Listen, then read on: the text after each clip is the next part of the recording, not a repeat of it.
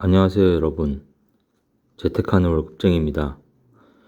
규제지역 해제의 의미와 그에 따른 미래 예측, 궁금증 문의는 아래 메일로 주시기 바랍니다. 모든 투자의 책임은 본인에게 주어지며 본 내용은 투자의 참고자료로만 활용하시기 바랍니다. 11월 10일 날 수도권, 서울, 과천, 광명, 그 주변 지역만 좀 빼고 하남 위례만 빼고 나머지 지역은 다 규제가 해제됐습니다. 그래서 그에 따른 영향은 어떻고 앞으로 미래가 어떻게 될지 과거를 좀 보면서 미래를 좀 예측해 보도록 하겠습니다.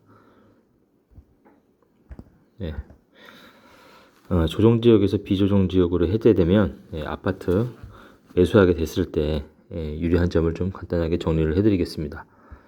첫 번째로 등기한 다음에 전입의 의미가 없습니다. 규제지역일 때는 등기치고 2년 실거주를 해야 되는데 그래야지 이제 비과세 혜택이 되는데 그럴 필요가 없습니다. 그리고 두 번째가 청약 조건의 변화, 세대주에서 세대원도 청약이 가능하고요. 기존 전매 제한에서 전매가 해제되죠. 그리고 2주택 취득세가 중과 8%에서 가격에 따라서 1에서 3%로 대폭 낮아지게 됩니다. 그래서 다주택자가 주택을 취득할 수 있는 길이 조금 열린 상태죠. 그리고 일시적인 2주택 처분 기한이 1년에서 3년으로 바뀝니다. 근데 이거는 잘 생각을 해야 될 게 주택이 하락기에는 1주택에서 2주택이 되면 2배로 하락폭을 맞습니다. 그래서 이렇게 2주택을 할 때는 반드시 터닝 포인트가 돼서 상승으로 갈 때 2주택을 해야 됩니다. 그렇기 때문에 지금에는 큰 의미가 없습니다. 그래서 지금은 큰 의미 없죠. 이거 의미가 없기 때문에 이것도 의미가 없습니다. 그리고 하락이기 때문에 이것도 의미가 없죠. 다주택자가 종합부동산세가 세율이 인하가 되죠. 중과가 없어집니다. 그리고 양도소득세 비과세 기준이 거주 2년에서 보유 2년으로 변경이 되고요. 중도금 대출 세대당 2건이 가능하게 됩니다. 한국주택금융공사랑 HUG 그리고 잔금 대출 시에 1주택 처분 조건이 없어집니다. 기존 처분서약서 작성자는 그대로 유지가 되고요. 자금조정 계획서 의무 제출이 없어집니다. 그리고 다주택자 장기 보유 특별공제 30% 그리고 1주택자 최대 80%까지 가능합니다. 이런 혜택이 있는데 그걸 좀 표로 좀 정리를 해봤는데요. 좀 표를 보면 비규제 지역 지정 및 해제 효과 좀 하나하나 보면은 큰 의미가 있는 것은 여기에서 일로 가는 거기 때문에 이것만 좀 보도록 하겠습니다. 보면 비규제 지역이 됨에 따라서 1순위 자격이 기존에는 조정 대상 지역에서는 가입 24개월 이상 해당 지역 거주자 우선 공급이었는데 비규제 지역으로 되면서 수도권은 12개월 이상, 지방은 6개월 이상 이렇게 되고 그 다음에 과거 당첨 이력은 세대 전원이 5년 내에 당첨이 없어야 됐는데 이제 그것도 없습니다. 그리고 가점제 비율이 85 이하는 75%, 85 초과는 30%였는데 85 이하가 40%, 그죠? 85 초과는 전부 다 추첨대로 가게 됩니다. 그리고 추첨의 기회가 많아졌다. 이렇게 좀 정리를 하면 될 것 같습니다. 그리고 전매 제한, 전매 제한이 바로 팔 수 있는 게 조정 대상 지역일 때는 소유권 이전 등기한 다음에 3년이었는데 이게 없어지니까 6개월 후에 이제 바로 팔 수 있다. 그런데 수도권 일부 및 광역시는 3년짜리도 있기 때문에 좀 확인을 좀 해봐야 되고요. 오피스텔은 넘어가겠습니다. 되고 대출이 좀 많이 또 숨통이 트입니다. 대출 같은 경우는 LTV가 조정 대상 지역에서는 9억 이하가 50%, 9억 초과가 30%인데 무주택, 1주택 처분 조건 70%, 1주택 이상은 60%, 그죠? 그렇게 됩니다. 그리고 DTI도 50에서 60%로 그렇게 되고, 주택담보대출이 기존주택 처분 2년인데 기존주택 처분 서약이 없습니다. 이렇게 없어지고, 세금 쪽에서 좀 혜택이 많죠. 세금이 취득세가 2주택, 3주택 할 때 조정 대상 지역에서는 8%, 12%였는데 이게 2주택에서는 1에서 3%, 3주택 이상이 돼야지 이제 8%가 됩니다. 그렇게 되고, 종부세는 2주택자 이상은 중과였는데 3주택 이상이 중과가 되기 때문에 2주택까지는 어떻게 보면 내가 대출 없이 집을 살 수 있고 미래의 상승을 확신할 수 있다 할 때는 지금 취득해도 좋은 기회입니다. 그렇지만 지금 당장 상승을 기대할 수가 없는 그런 상황이죠. 양도세는 2주택자 플러스 20 중과세죠. 3주택 플러스 30인데 기본세율로 갑니다. 양도세도 보유 2년 이상 해야 되고 60에서 45% 보유를 해야 됩니다. 아주 세금이 아주 많이 낮아졌죠. 그렇죠? 그리고 양도세 비과세가 2년 보유에 2년 실거주였는데 2년 보유만 하면 된다. 그리고 일시적인 2주택 비과세 요건이 종전주택 처분 2년, 그리고 세대원 전원 전입 요건이 폐지가 됐죠. 그리고 종전주택 처분 기한이 3년 됩니다. 그리고 장기보유 특별공제가 다주택자는 미적용이었는데 다주택자가 6에서 39% 공제가 가능하게 됐다. 그리고 자금조달 계획서 제출을 해야 됐는데 이제 제출 의미가 없어졌습니다. 그래서 일단 좀 세제 측면에서 좀 많은 숨통이 튀었고요. 하지만 지금 금리가 높기 때문에 섣불리 집을 지금 구매할 수가 없는 그런 상황입니다. 그렇기 때문에 내가 어떤 위치인지 잘 판단하고 전체적인 동향을 잘 매주 분석하면서 무주택자, 1주택자이신 분들은 기회의 문이 좀 열렸다 이렇게 보시면 될 것 같습니다. 좀 과거를 좀 보도록 하겠습니다. 과거에 보면 2012년이죠. 2012년도 보면 강남조차도 토기과열지구 해제 후에 오히려 집값이 하락을 했습니다. 2012년도에도 이런 일이 있었다. 그렇죠?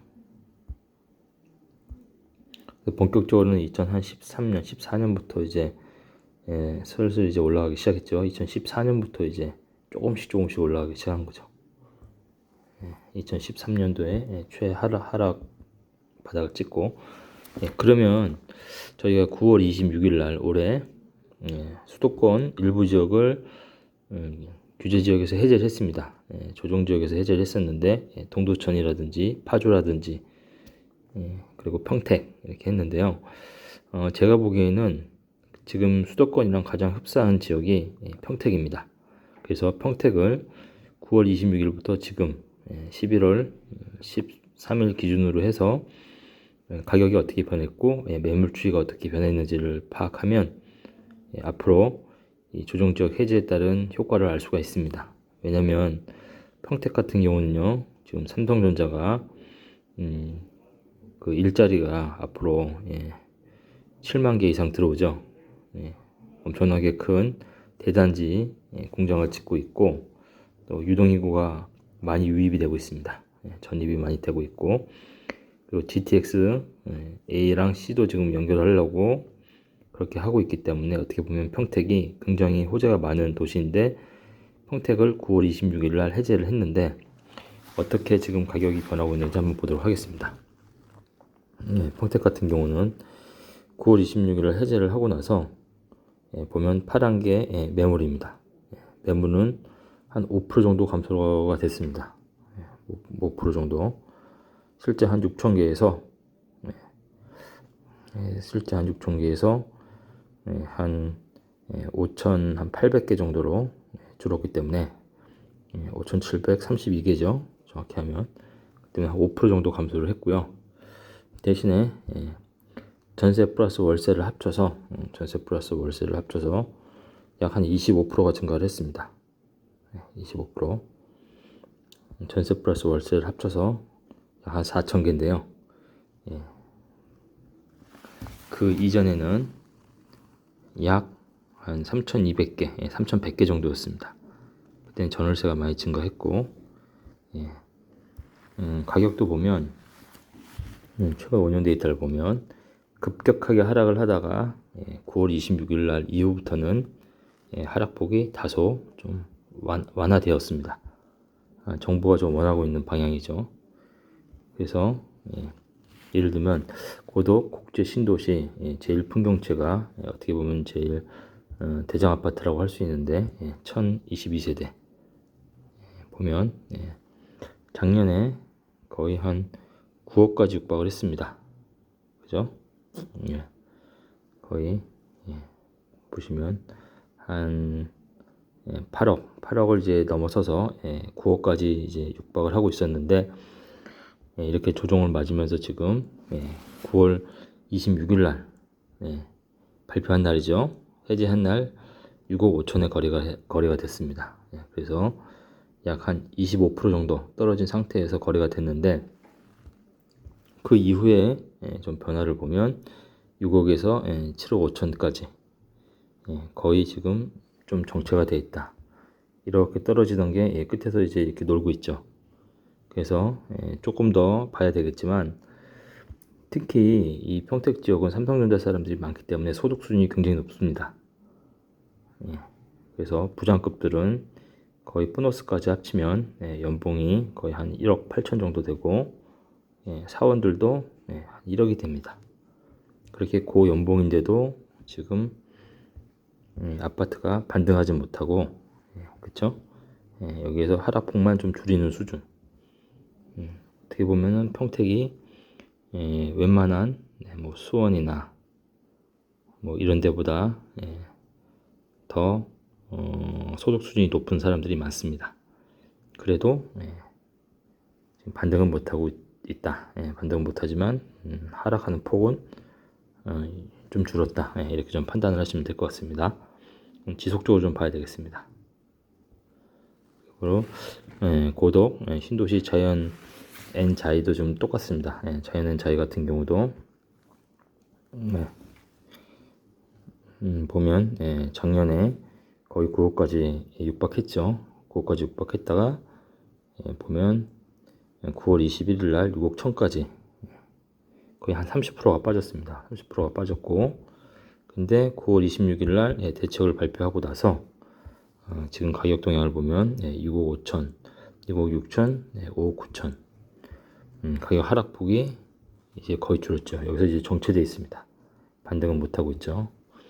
그렇기 때문에 이런 것을 보고 지금 정부에서 해제를 했는데 아마 정부에서 또 한 두세 달 지켜볼 겁니다. 보고 내년 초쯤에 이제 서울 지역에 대해서도 아마 규제 완화에 대해서 대책을 좀 내놓지 않을까 그렇게 예상이 됩니다. 그리고 이번 주 기준으로 지금 전체적인 부동산 좀 시세를 좀 말씀드리겠습니다. 서울 같은 경우는 마이너스 0.3% 매매 변동률이 그래서 마이너스 0.32로 하락폭이 더 커졌는데 지금 이런 완화 대책이 나오면서 이때도 그랬어요. 주춤했죠. 요번에도 주춤하다가 이렇게 빠질 겁니다. 이때가 제가 말씀드렸던 것처럼 제가 이때 방송할 때도 말씀드렸어요. 이때 완화 대책이 나오면 사람들의 심리가 한번 이렇게 올라가 준다. 그랬다가 다시 이렇게 꺾인다. 그대로 됐습니다. 그렇게 되고 전세도 마이너스 0.41에서 마이너스 0.54로 전세도 하락폭이 더 커졌는데 전세도 아마 동일한 경향을 나타낼 수 있습니다. 좀 그럴 것 같고요.